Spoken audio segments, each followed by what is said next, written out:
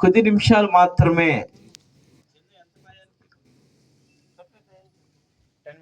10 minutes. Okay, right, మంచిది.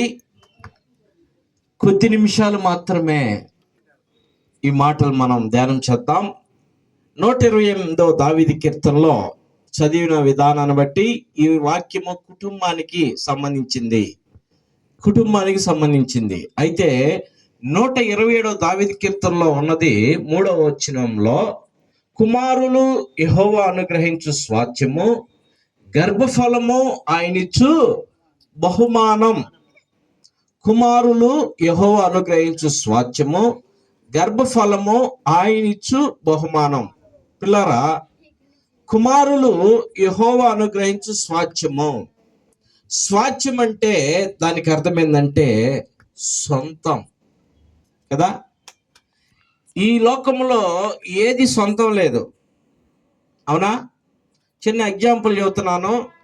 భర్తకి భార్య సొంతం కాదు, భార్యకి భర్త సొంతం కాదు, అవునా కదా? కానీ కుమారుడు మాత్రం సొంతం, సొత్తు.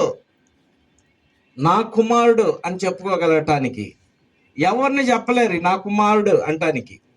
పైకి మాత్రం ఏమంటాం? అందరూ మావాడేలే, మా కుమారులే అనుకున్నాం. కానీ ఎవరు కుమారుడు వాళ్ళకి సొత్తు. అది వాక్యంలో రాసి పెట్టినటువంటి మాట. కుమారులు యెహోవా అనుగ్రహించు స్వాస్థ్యం అంటే సొత్తు. అర్థమైందా? పృథ్వీరాజు అలాగే కళ్యాణికి సొత్తు అన్నమాట. ఎవరు? వెంకట్ శరణ్ శ్రావణ్ రమేష్. మొదట శ్రావణ్ వెంకట్ రమేష్ పృథ్వీరాజుకి కళ్యాణికి సొత్తు కదా. సొత్తు. కుమారుడు యెహోవా అనుగ్రహించు స్వాస్థ్యం అంటే సొత్తు అన్నమాట. గర్భఫలము ఆయన ఇచ్చు బహుమానం. దేవుడు ఇవ్వాల్సిందే గర్భఫలం. ఏ మానవుడి వల్ల కాదు, ఏ డాక్టర్ వల్ల కాదు, ఏ వైద్యుల వల్ల కాదు. అది దేవుడు అనుగ్రహిస్తేనే ఆ గర్భఫలం ఆ దంపతులు పొందుకోగలుగుతారు. అందుకని వాక్యం అలా రాసి పెట్టి ఉన్నది. కుమారులు యెహోవా అనుగ్రహించు స్వాస్థ్యము, గర్భఫలం ఆయన ఇచ్చు బహుమానం. నేను ఈ పుట్టినరోజు జరుపుకుంటున్నటువంటి వ్యక్తి ఎవరో?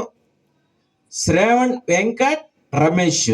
నేను ఏమి చెప్పిన మాటలో శ్రావణ్ వెంకట రమేష్కి తెలియదు కదా. అర్థమైద్దా? అర్థం కాదు. మరి ఎవరికి అర్థం కావాలా ఈ మాటలో? ఎవరికి అర్థం అవ్వాలంటే తల్లిదండ్రులకి